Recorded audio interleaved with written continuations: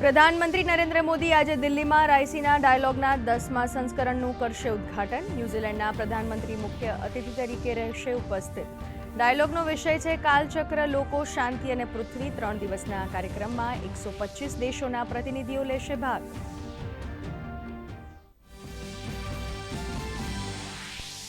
પ્રધાનમંત્રી નરેન્દ્ર મોદી અને ન્યૂઝીલેન્ડના પ્રધાનમંત્રી ક્રિસ્ટોફર લક્સન આજે મહત્વના મુદ્દે થશે ચર્ચા। વિવિધ સમજૂતીઓ પર થશે હસ્તાક્ષર।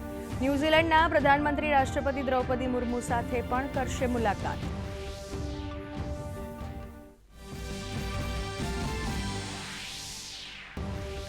એક દેશ એક ચૂંટણી પર જેપીસીની મહત્વની બેઠક આજે।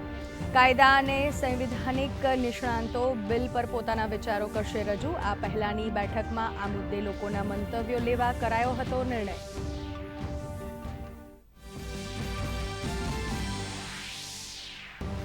સંસદના બજેટ સત્રનો બીજો તબક્કો। રાજ્યસભામાં આજે મણિપુર બજેટ વિનિયોગ વિધેયક સહિત અનેક મહત્વના મુદ્દા પર ચર્ચા। તો લોકસભામાં રેલવે સંબંધિત અનુદાન માંગણીઓ પર ચર્ચા બાદ મતદાન।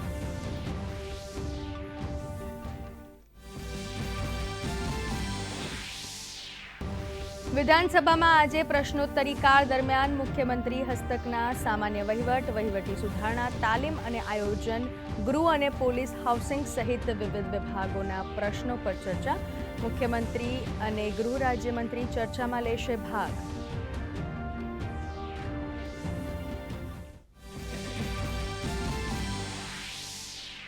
રાજ્યમાં ગરમીમાં આંશિક રાહત। મોટા ભાગના શહેરોના મહત્તમ તાપમાનમાં 2 થી 3 ડિગ્રીનો ઘટાડો। સુરતમાં 36.2, અમદાવાદમાં 36.7, વડોદરામાં 37.4, રાજકોટમાં 37.9 ડિગ્રી નોંધાયું તાપમાન।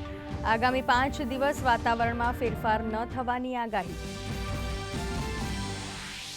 માર્ચ મહિનામાં જ કેટલાક દેશોના રાજ્યોમાં ભીષણ ગરમી। હવામાન વિભાગે ઝારખંડ, બંગાળ, તેલંગાણા, વિદર્ભ, છત્તીસગઢમાં ગરમ પવન ફૂંકાવાની વ્યક્ત કરી આગાહી। ઓડિશાના કેટલાક જિલ્લાઓમાં જાહેર કરાયું લૂનું રેડ એલર્ટ।